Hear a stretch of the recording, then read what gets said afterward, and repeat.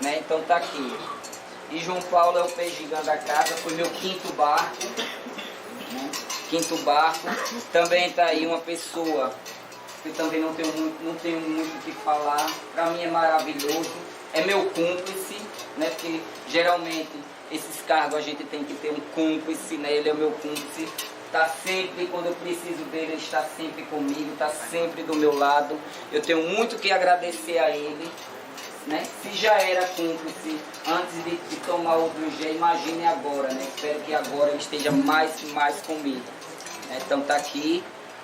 Como diz, né, a casa continua do mesmo jeito, o Odringé dos meus filhos, todos os que tomam o Odringé, aí sim pode ir para uma roda de banda. Então a partir de hoje eles vão dar continuidade, né? Porque eu acho que, né, nossa religião a gente deve respeitar os mais velhos.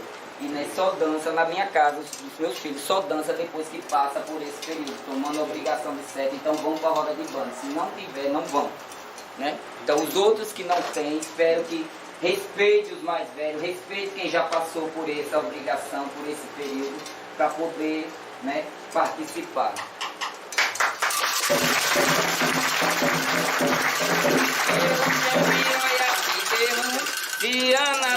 Ciana do,